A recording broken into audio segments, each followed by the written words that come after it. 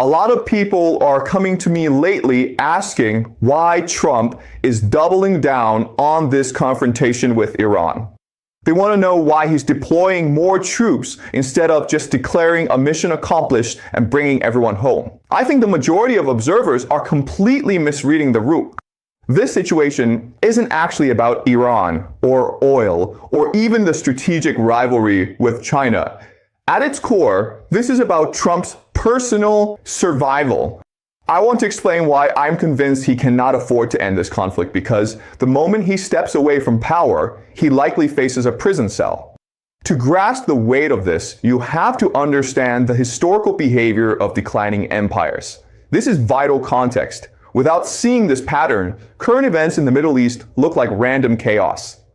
When empires begin to fracture, they exhibit a toxic mix of arrogance and desperation. They are too prideful to accept the reality of a loss, yet they are so hungry for a decisive win that they keep raising the stakes. This is the exact loop we are seeing with Trump. Look at the game theory. He simply cannot afford a transition of power. We saw the legal warfare of his first term, the raids, the court cases, the financial pressure. It's no secret that his political opponents want retribution for his second term. If the opposition regains control, his entire family is at risk. So, his personal math is straightforward. How do I maintain my grip on power? Relying on the ballot box is a gamble. But if he initiates a conflict that initially gets bipartisan support, only to watch it spiral into a global crisis that necessitates domestic crackdowns and perhaps a national draft, he creates a scenario where he can stay in office indefinitely. Look at the precedent set by Ukraine. Under the pressure of war, they suspended their constitution and delayed elections. There are reports that during meetings, Trump was fascinated by how such a state of emergency keeps a leader in place. That is the logic currently driving the White House. Now, some say, why can't he just claim victory and leave? The problem is that an American withdrawal right now would trigger the total disintegration of the empire. Imagine Trump says, I've neutralized the leadership and the nuclear threats, I'm done. Iran would immediately turn to the Gulf states and demand massive reparations for the damage caused. They would threaten oil infrastructure and block the Strait of Hormuz until paid. The Gulf states would be forced to divert trillions in sovereign wealth money that usually flows into the US economy straight to Tehran. When Japan and South Korea see the US fail to protect its closest security partners, the entire petrodollar system collapses.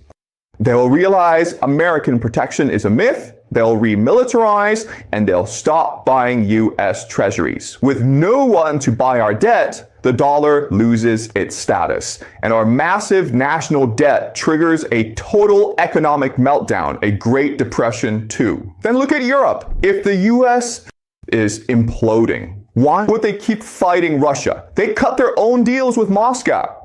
Suddenly, Russia dominates Europe, Iran dominates the Middle East, and America is left rotting in its own hemisphere. Trump knows the establishment cannot accept that outcome, so retreat is off the table.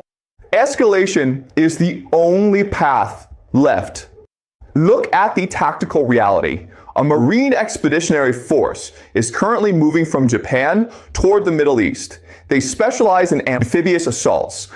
The plan seems to be a strike to seize Karg Island, Iran's economic heart. Trump likely thinks he can take the island, use it as a bargaining chip, and force a deal to save face. But this plan is fundamentally flawed. First, Karg Island isn't the only way Iran lose oil. They have workarounds. Second, Russia and China won't let Iran fail. Rising oil prices actually help Putin, who can use those profits to keep Iran in the fight. Russia knows that if Iran falls, their southern flank is exposed to US and Israeli operations through Azerbaijan. But the biggest danger is the Vietnam trap. Once you take Karg Island, your Marines are sitting ducks for drones and artillery from the Iranian coast. To protect them, you have to seize the coastline. That takes tens of thousands of troops. But once you're on the coast, you're being hit by missiles from the Zagros Mountains.